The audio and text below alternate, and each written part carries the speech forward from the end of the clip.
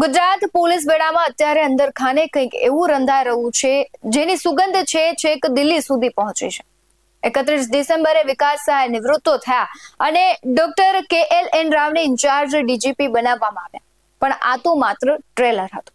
અસલી પિક્ચર તો હવે શરૂ થવાનું છે, કારણ કે કેન્દ્રીય ગૃહ મંત્રાલયે અચાનક જ 1991 બેચના કડક IPS અધિકારી શમશેર સિંહને દિલ્હીથી પરત ગુજરાત કેડરમાં બોલાવી લીધા છે। ત્યારે સવાલ એ છે કે શું શમશેર સિંહ ગુજરાતના નવા કાયમી પોલીસ વડા બનશે કે પછી આના પાછળ કોઈ અલગ જ વહીવટી ખેલ છે? નમસ્કાર, ગુજરાત BS9 TV ન્યૂઝમાં આપની સાથે હું ભગવતી વિશાવડિયા। કેન્દ્રીય ગૃહ મંત્રાલયનો 2 જાન્યુઆરી 2026નો આદેશ, જેમાં શમશેર સિંહને BSFના ADG પદેથી મુક્ત કરી તાત્કાલિક ગુજરાત મોકલવાનું જણાવવામાં આવ્યું। શા માટે આટલી ઉતાવળ? સામાન્ય રીતે ડેપ્યુટેશન પર ગયેલા અધિકારીઓ મુદ્દત પૂરી કરીને આવે છે, પણ અહીં તો પ્રીમેચ્યોર રિપેટ્રિએશન એટલે કે સમય પહેલા વાપસી થઈ ગઈ છે અને વહીવટી વર્તુળોમાં ગણગણાટ છે કે ડોક્ટર રાવ તો માત્ર સ્ટોપ ગેપ છે। અસલી કમાન્ડ શમશેર સિંહને સોંપવાની પૂર્વ તૈયારી થઈ ચૂકી છે। શમશેર સિંહ એટલે એવા અધિકારી જેમના નામથી ભ્રષ્ટાચારીઓ ફફડે છે। ACB અને વડોદરા કનેક્શન, જ્યારે તેઓ અને આશિષ ભાટિયા ACBમાં હતા ત્યારે લાંચિયા અધિકારીઓની ઊંઘ હરામ થઈ ગઈ હતી। વિકાસ સહાય બાદ તેઓ સિનિયોરિટીમાં મોખરે છે અને સરકાર હંમેશા એવી અધિકારીની શોધમાં હોય જે ગુડ બુકમાં હોય અને જેની સામે કોઈ વિરોધ ન હોય। શમશેર સિંહ આ બંને માપદંડોમાં ફિટ બેસે છે। ગુજરાત પોલીસમાં અત્યારે લોબિંગ પણ જોરશોરથી ચાલી રહ્યું છે। અંદરની વાત તો એવી પણ છે કે એક IPS ઓફિસર DGP ન બની શકે તે માટે બીજા 2 અધિકારીઓએ સરકાર સુધી નેગેટિવ રિપોર્ટ પણ પહોંચાડ્યા હતા। અગાઉ અમુક અધિકારીઓને એક્સટેન્શન અપાવીને સિનિયર અધિકારીઓના પત્તા કાપવામાં આવ્યા છે, પણ શમશેર સિંહની એન્ટ્રીએ તમામ કાર્ટલ અને શીત યુદ્ધ રમનારા અધિકારીઓના સમીકરણો બગાડી નાખ્યા છે। માત્ર DGP જ નહીં, પણ સમગ્ર પોલીસ બેડામાં સર્જરી તોડાઈ રહી છે। આગામી સ્થાનિક સ્વરાજ્યની ચૂંટણીઓ પહેલા અમદાવાદ, સુરત અને રાજકોટના અધિકારીઓ બદલાશે, ત્યારે સુરતની અપહરણની ઘટનામાં પોલીસની જે નિષ્ક્રિયતા દેખાય તેના કારણે પણ હવે પરફોર્મન્સ ન આપનારા PI અને DCP લેવલના અધિકારીઓને સાઇડલાઇન કરવામાં આવશે।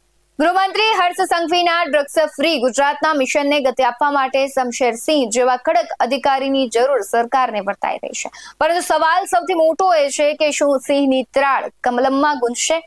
રાજ્ય સરકાર ઇન્ચાર્જ DGPના ભરોસે લાંબો સમય ચાલી શકે નહીં। સુપ્રીમ કોર્ટની ગાઈડલાઈન મુજબ પણ કાયમી નિમણૂક જરૂરી છે, ત્યારે શમશેર સિંહની વાપસી એ સંકેત છે કે ગુજરાત પોલીસમાં હવે શિસ્ત અને કડકાઈનો નવો યુગ શરૂ થવા જઈ રહ્યો છે।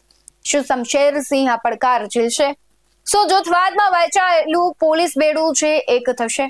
જગદીશ વિશ્વકર્મા અને પ્રશાંત કુરાડની જે નવી જોડી છે હવે ગુજરાતમાં ભાજપ કમલમનું સુકાન સંભાળી રહી છે।